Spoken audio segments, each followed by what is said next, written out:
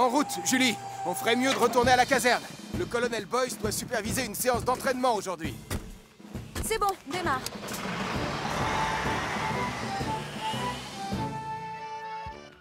J'ai fait mes comptes ce matin et j'ai réalisé quelque chose de fantastique.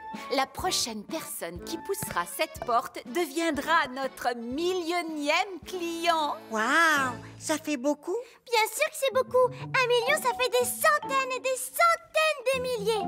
Ah, je viens d'avoir une idée absolument géniale. Quand le millionième client entrera chez nous, nous devrions faire quelque chose de très spécial. C'est une excellente idée. Pendant que je prépare le déjeuner, pourquoi vous n'allez pas réfléchir à tout ça? D'accord, maman. Alors, colonel, qu'est-ce que vous avez prévu de nous faire aujourd'hui? Eh bien, avant tout... Content de vous voir, colonel. Vous ne devinerez jamais qui nous sommes allés aider. Junior, le petit agneau, il était coincé sur le toit d'un bus.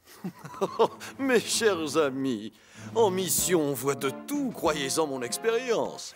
Exact, je confirme. Oh, vraiment? Oh que oui! En fait, cette histoire me donne une idée. L'entraînement d'aujourd'hui consistera à vous donner des conseils sur les sauvetages particuliers. Alors, vous avez réfléchi à ce que l'on pourrait faire pour notre millionième client? On a plein d'idées. Pour saluer son arrivée, on utilisera des bombes à confettis et des pétards. Et ensuite, quelqu'un sortira d'un énorme gâteau en criant « Surprise !» Oh, mais vous pensez à un vrai gâteau? Mais non, plutôt à un faux tout en carton. Dans ce cas, ça m'a l'air d'être une bonne idée. Mais à qui allez-vous demander de vous fabriquer un faux gâteau pour ce soir? Max! Salut les enfants! Tu peux nous fabriquer un gâteau? Oh là! Oh, moi je suis nul en pâtisserie. On ne veut pas un vrai gâteau, Max. On en veut un gros en carton. Pour que quelqu'un puisse en sortir en criant. Oh! Autrement dit, vous me lancez un défi et ça tombe bien parce que j'adore ça. Je me mets tout de suite au travail. Pour le gâteau, c'est réglé. Il ne reste plus qu'à trouver qui en sortira en criant. Oh, alors là, c'est plus compliqué. Qui pourrait le faire?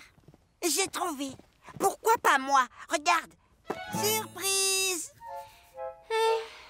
Il faudrait quelqu'un qui puisse crier un tout petit peu plus fort que ça. Hors de question que je porte un nœud papillon au mariage de tante Phyllis. Je ne veux pas avoir l'air d'un clown. Nicolas Prime, tu t'habilleras comme je te dirai et tu ne discuteras pas. Ah, tu as gagné, maman. À chaque signal d'alarme, Sam garde toujours son calme.